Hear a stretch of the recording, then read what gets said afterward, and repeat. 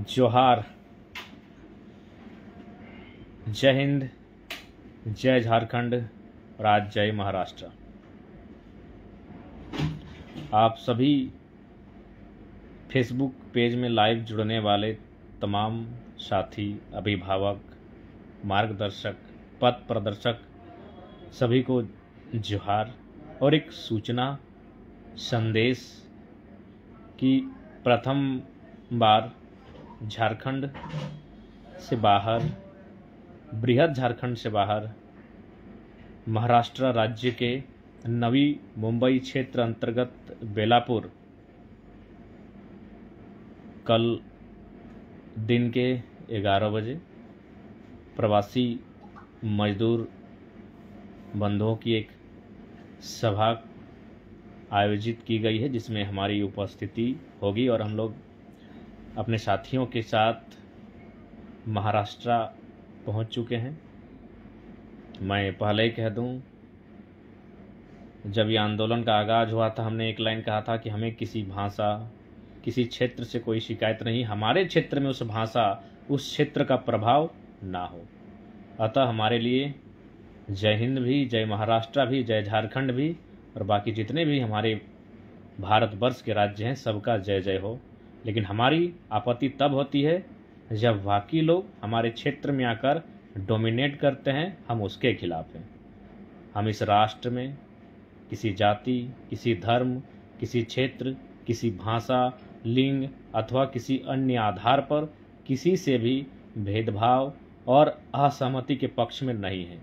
हमारी असहमति, हमारी आंदोलन, हमारी असहमति तभी बनती है जब कोई क्षेत्र हमारे क्षेत्र में जो हमारे क्षेत्र का नहीं है, जब कोई भाषा हमारे क्षेत्र में जो हमारे क्षेत्र की भाषा नहीं है स्थापित होने का प्रयास करती है, हम पर थोपने का प्रयास करती है, तब जाकर हम उस पर असहमत होते हैं। टुनटुंदा नगरी कला का विषय हम लोग का संज्ञान में है।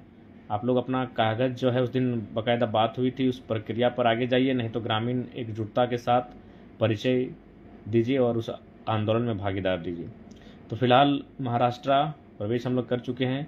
हमारे महाराष्ट्र में चूँकि जहाँ जहाँ मजदूर होते हैं उनका राज्य का एक संस्था चलती है, तो उसी क्रम में यहाँ श्रमिक संस्था चलती है। हमारे राज्य के जो झारखंड के प्रवासी मजदूर हैं उनकी एक इकाई, एक संस्था जो मजदूरों के हितार्थ के लिए कार्य करती है, सोचती है।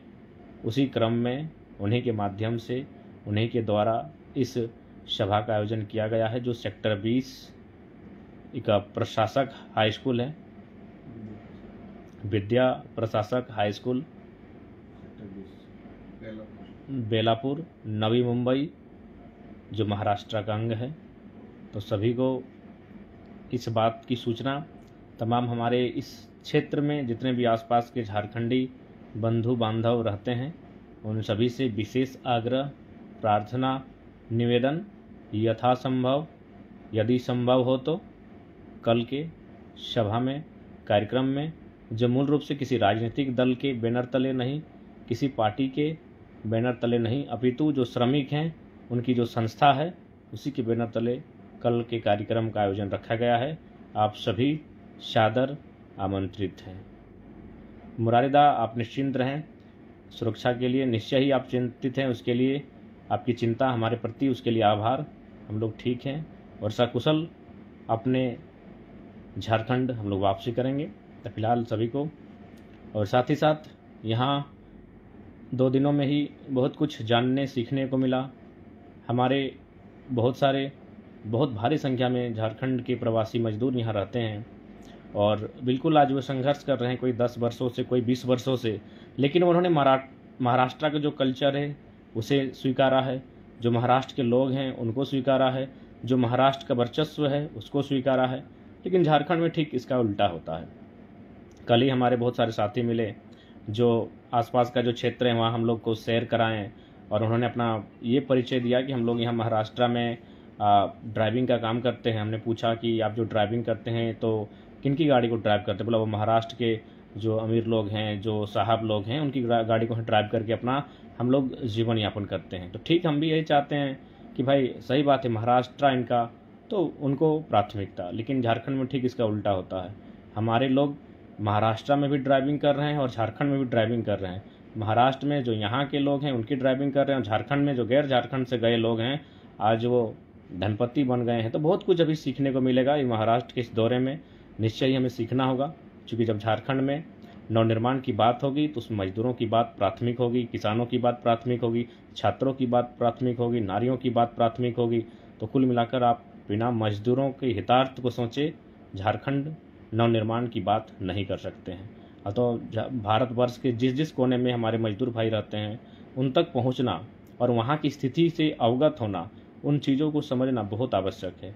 आवश्यक इसलिए भी है कि आखिर महाराष्ट्र में क्या स्कोप है।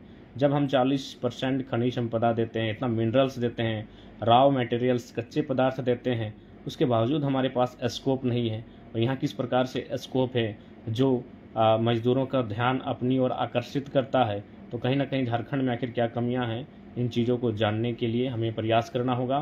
क्योंकि भगत सिंह भी कहते थे असल आज़ादी तभी आएगी जब मजदूर और किसान आज़ाद होगा, खुशहाल होगा। तो फिलहाल कल महाराष्ट्र की धरती में प्रथम बार प्रवासी मजदूर उनका कार्यक्रम आयोजन किया गया है।